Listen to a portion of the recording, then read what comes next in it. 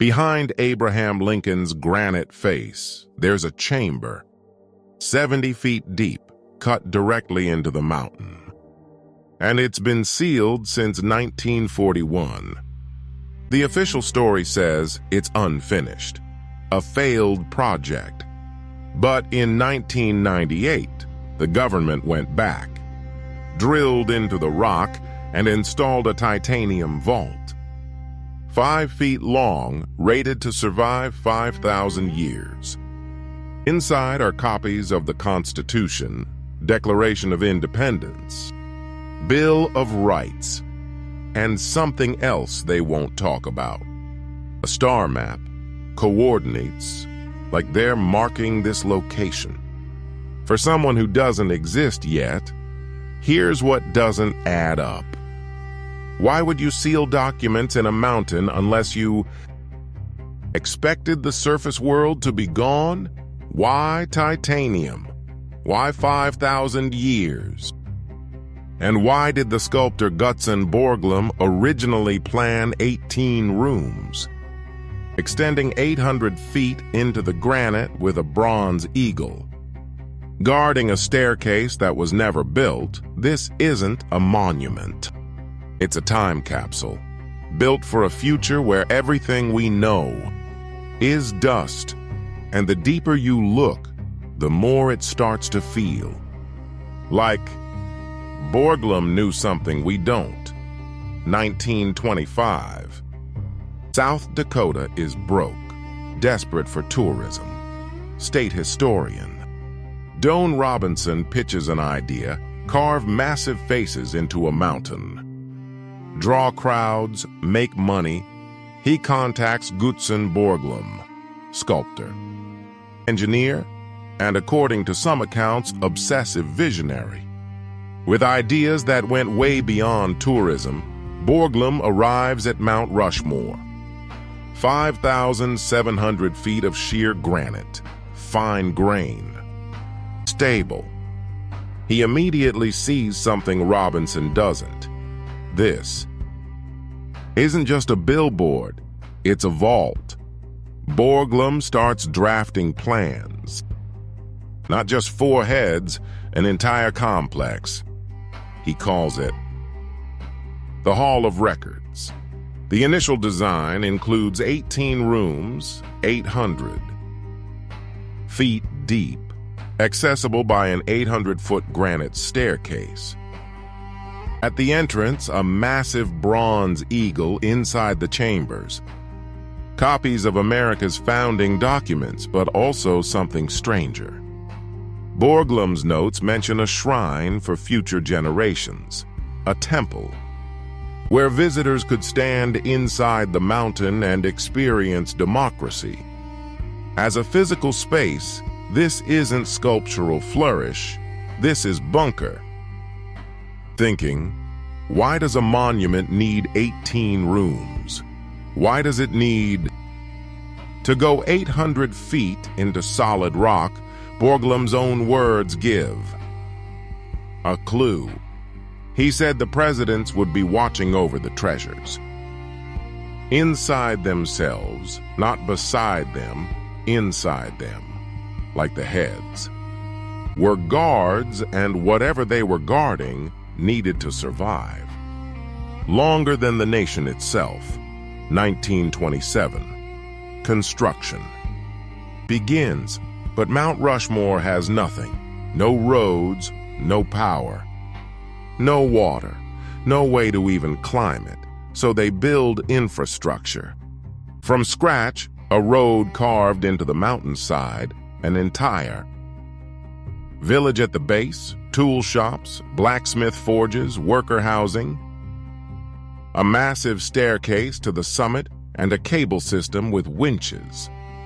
That could lower men on tiny seats down a 500-foot cliff. Face. The workforce isn't artists. They're gold miners, explosives, experts, men used to working underground in unstable conditions. They handle 30-kilogram jackhammers while dangling on cables. 8 hours a day, for 50 cents an hour, no deaths, Not one. In 14 years of blasting granite with dynamite and carving, with industrial tools on a vertical rock face, no one died. Compare that to any modern construction project and the safety record is statistically improbable, which raises questions about the training and protocols in place. The power system alone is remarkable. 3 massive air compressors.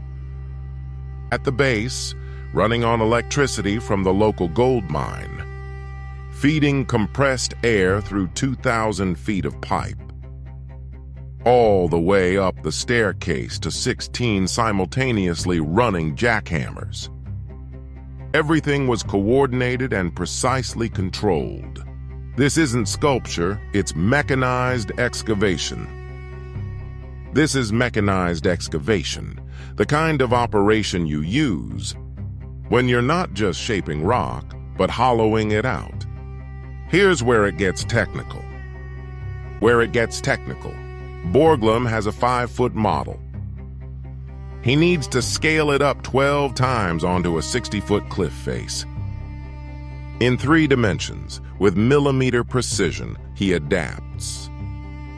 An ancient Greek tool called a pointing machine. Essentially, a metal arm with a weighted point that swings on a fixed axis. You place the point on the model, measure 3 things: angle, horizontal distance, vertical distance, multiply each measurement by 12. Transfer it to the mountain. Do this for thousands of points, and you have an exact 3-dimensional map. Borglum builds a giant version on top of Mount Rushmore. Workers use it to mark drill points directly onto the granite. Then they drill in a honeycomb pattern, series of holes close together. Hammer out the rock between them. The surface breaks away. In controlled chunks, no guessing, no artistic interpretation. Pure data transfer. The eyes are the tell. Greek statues have smooth eyes, flat, lifeless. Borglum cuts a deep hole for the pupil, always in shadow. Then leaves a square section, uncut at the center when light hits it from certain angles.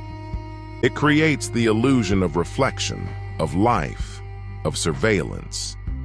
Stand at the base and look up. The eyes follow you, not by accident, by design.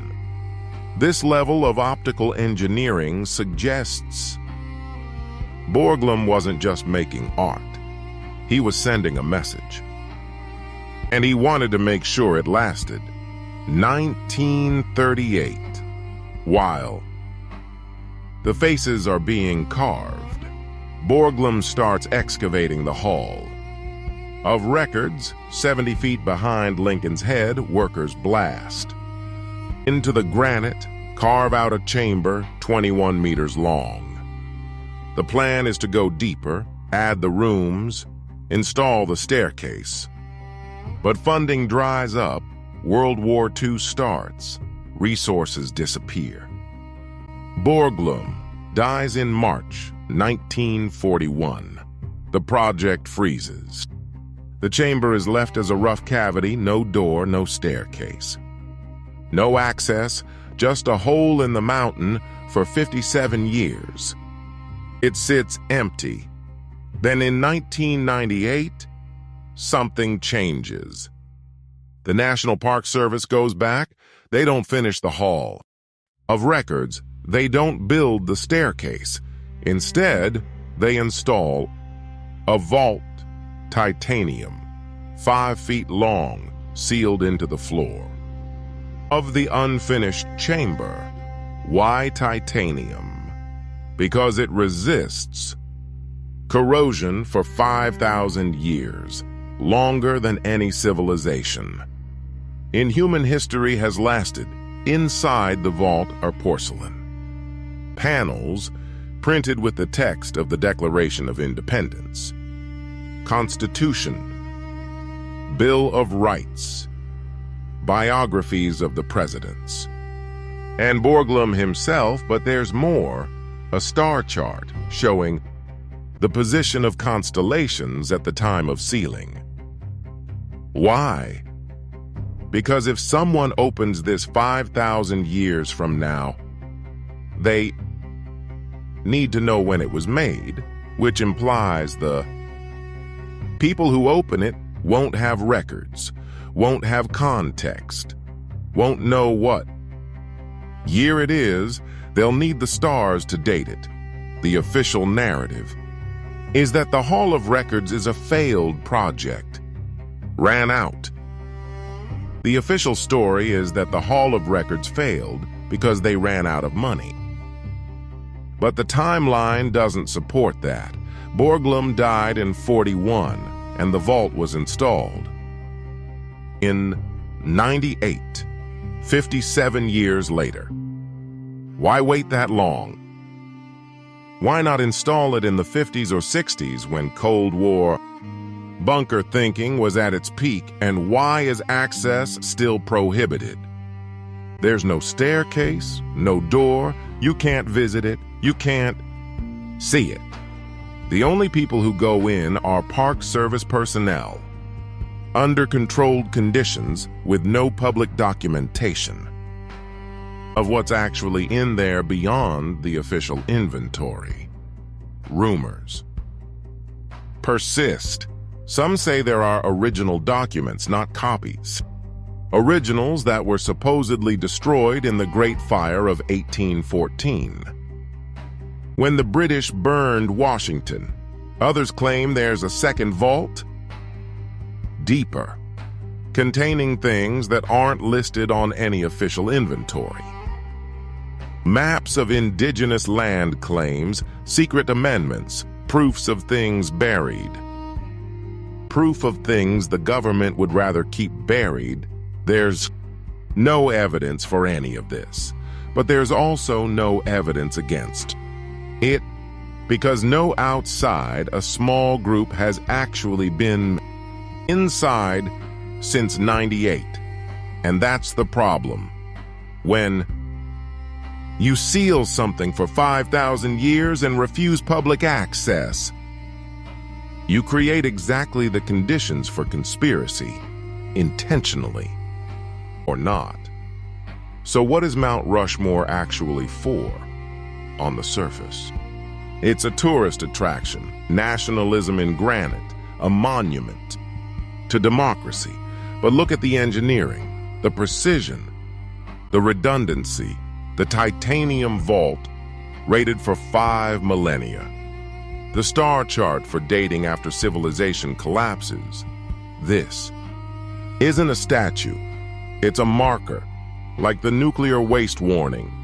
Messages they're designing for future societies, except instead of warning about danger, it's preserving information, the founding, documents, the principles, the idea that democracy existed, and maybe the hope that it could exist again. Borglum's original plan had 18 rooms. He didn't build a monument that big. Just for show, he was creating a library, an archive, a seed vault for ideas. The fact that it was never finished doesn't mean the plan was wrong. It means we ran out of time, or priorities shifted, or someone decided to leave it. Or priorities shifted, or someone decided it was better to leave. It incomplete, accessible only to those who know it's there. Every year, millions of people visit Mount Rushmore. They take photos and buy souvenirs. Almost none of them know there's a chamber hidden behind Lincoln's head. Even fewer know about the titanium vault sealed inside the rock. And virtually no one asks why a monument needs a 5,000-year survival rating. Maybe that's the point. Hide it in plain sight and let people think it's just faces on a mountain. But when everything else is gone, the granite will still be there. On a mountain.